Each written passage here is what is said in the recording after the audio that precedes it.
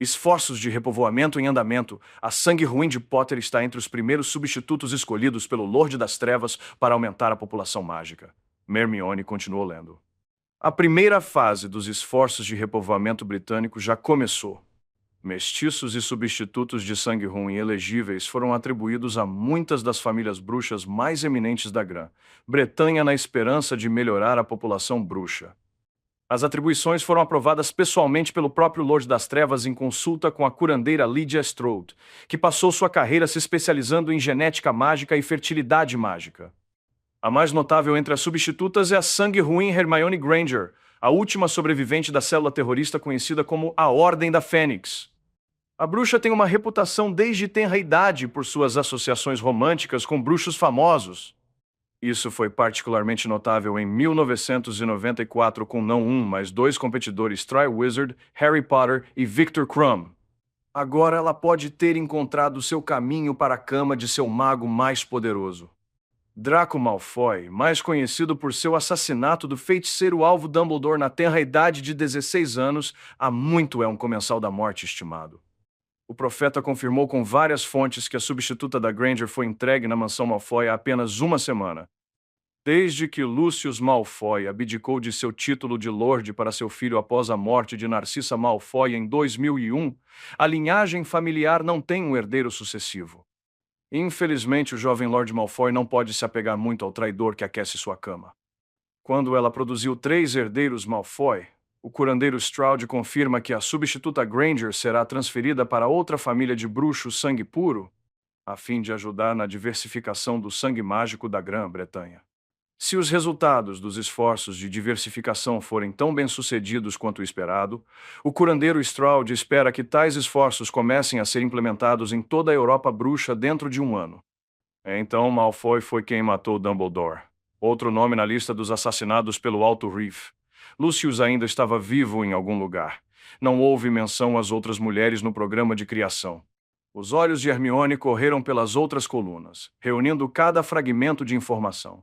A próxima coluna listava as execuções na Grã-Bretanha que haviam sido realizadas pelo Alto Reef. Havia uma foto.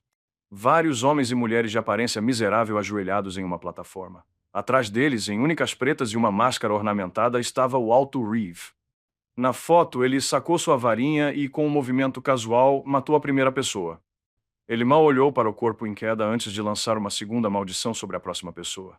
O loop da imagem durou apenas alguns segundos, mas Malfoy matou 3 pessoas na plataforma antes de começar novamente. Hermione olhou fixamente, analisando cada detalhe. Saber que era Malfoy deixou óbvio que era Malfoy. A postura casualmente elegante, o elenco indolente, a frieza mortal que parecia irradiar dele. No entanto, nem um artigo sobre os esforços de repovoamento, nem a coluna sobre as execuções fizeram qualquer referência ao fato de que Malfoy era o Alto Reef, como se o título e seu portador fossem separados. O anonimato foi surpreendente. O jornal nem mesmo ofereceu qualquer especulação sobre a identidade do Alto Reef, como se não fosse permitido imprimir tal coisa. Hermione refletiu sobre esse detalhe. O Alto Reef era o braço direito de Voldemort, aparentemente seu representante. Hermione se perguntou se o anonimato era do interesse de Voldemort ou de Malfoy. Ela suspeitou que provavelmente fosse de Voldemort. O Lorde das Trevas tinha uma marionete excepcionalmente poderosa. Mesmo o próprio Voldemort, quando matou Harry, não lançou a maldição da morte com tanta rapidez e falta de esforço. Não seria bom permitir a Malfoy a oportunidade de reunir seus próprios seguidores, acumular poder pessoal e então tentar derrubar seu mestre? Forçar Malfoy a se manter anônimo por trás de seu ídolo, permitindo apenas que fosse conhecido por comensais da morte e outros servos de confiança, era provavelmente uma forma de controlar Malfoy. Voldemort estava mantendo Malfoy bem perto. Talvez Malfoy tivesse ambições secretas com as quais Voldemort se preocupasse. Isso também fez de Malfoy a armadilha perfeita para os lutadores da Resistência. Se alguém tentasse salvar Hermione, eles assumiriam que estavam simplesmente atacando um comensal da morte de 2ª geração mimado. Eles não teriam ideia de que estavam caminhando para as garras do Alto Reef, o servo mais infame e mortal de Voldemort. Hermione folheou o resto do papel. O norte da Europa ainda não estava sob o controle dos comensais da morte. Voldemort estava agindo agressivamente para controlar os países escandinavos. Aparentemente, os vampiros, bruxas e outras criaturas das trevas que foram trazidas para Grã Bretanha durante a guerra foram movidos para o norte da Europa durante os últimos meses. Não houve menção da insurreição na Romênia. Nenhuma menção de qualquer membro conhecido da resistência ainda lutando. Pius Thicknesse ainda era ministro da magia. Havia um torneio tribruxo planejado para o ano seguinte. Várias páginas foram dedicadas a partidas internacionais de quadribol. Aparentemente, o desvio de esportes manteve seu apelo mesmo sob o regime distópico. O resto do jornal era composto de páginas da sociedade. Astoria Malfoy era uma socialite e tanto. Ela compareceu a todos os eventos, comprou mesas em instituições de caridade e doou generosamente para memoriais do pós-guerra. Malfoy estava ausente das páginas da sociedade, apenas ocasionalmente se juntando à sua esposa. Hermione leu cada palavra, incluindo os anúncios, procurando por alguma dica, qualquer subtexto. Qualquer coisa que não seja dita, mas implícita. Se tais coisas fossem incluídas nas notícias, Hermione era muito ignorante dos eventos atuais para detectar luz. Por fim, ela dobrou o jornal com cuidado com os dedos rígidos e o devolveu ao lugar onde havia sido abandonado na varanda. Ela massageou as mãos congeladas enquanto subia apressadamente pela mansão. Ela não estava, surpreendentemente, tendo um ataque de pânico por vagar sozinha de volta. Talvez fosse apenas porque ela estava tão distraída com o frio. Ela cruzou os dedos e esperou. O caminho de volta para seus aposentos era simples. No momento em que ela voltou, ela correu para o banheiro e abriu a água fria. Ela deixou correr sobre suas mãos dormentes até que a sensação gradualmente escoou de volta para elas e a água parou de ficar quente. Então ela abriu as torneiras da banheira e preparou um banho quente. Ela afundou na água com um suspiro, saboreando o alívio da dor fria em seu corpo gelado.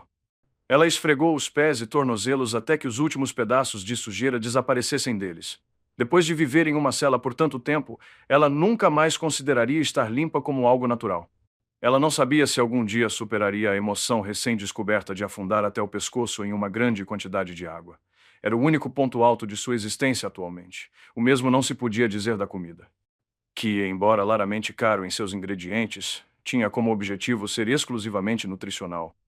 Ela não sabia muito sobre dietas pré-gravidez, mas não via por que só podia comer vegetais sem molho, sem sal e cozidos demais.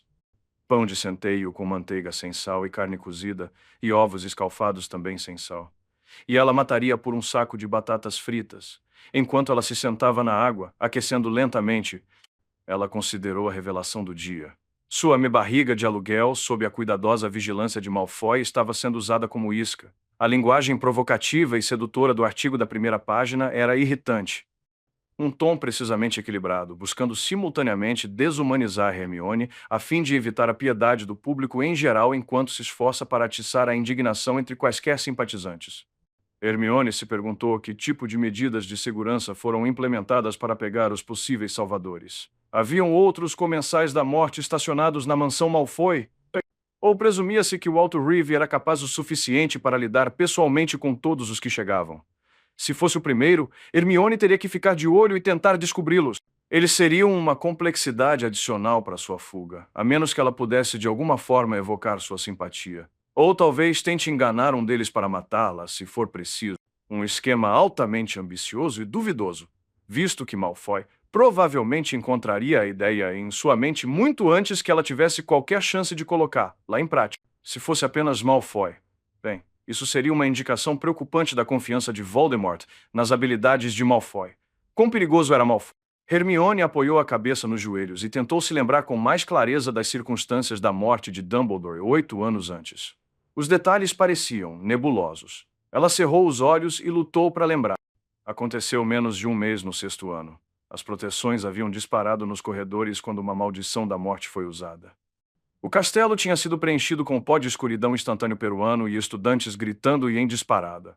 Quando a escuridão finalmente desapareceu, havia dezenas de alunos feridos e em pânico e o corpo de Dumbledore foi pisoteado no caos. Os alunos do 1º ano da Lufa-Lufa e Sonserina tinham acabado de entrar no castelo de uma aula de herbologia. Eles foram os únicos que viram alguma coisa. As declarações foram contraditórias. Dumbledore havia passado. Havia um aluno mais velho no corredor, talvez 2.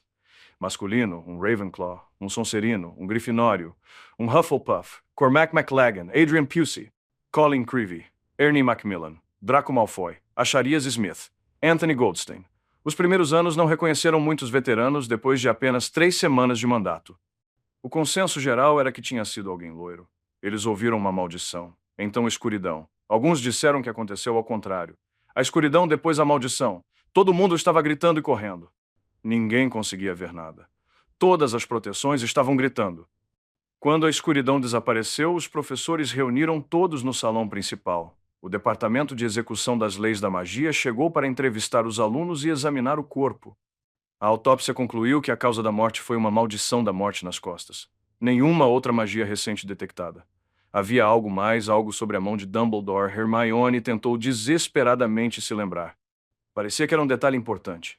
A memória dançou fora de alcance. Todos os alunos mais velhos nomeados pelos primeiros anos foram entrevistados e inocentados de qualquer suspeita. Todos menos Draco Malfoy.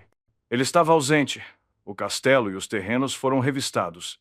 Ele se foi. Aurores foram despachados para a mansão Malfoy e a acharam impenetrável.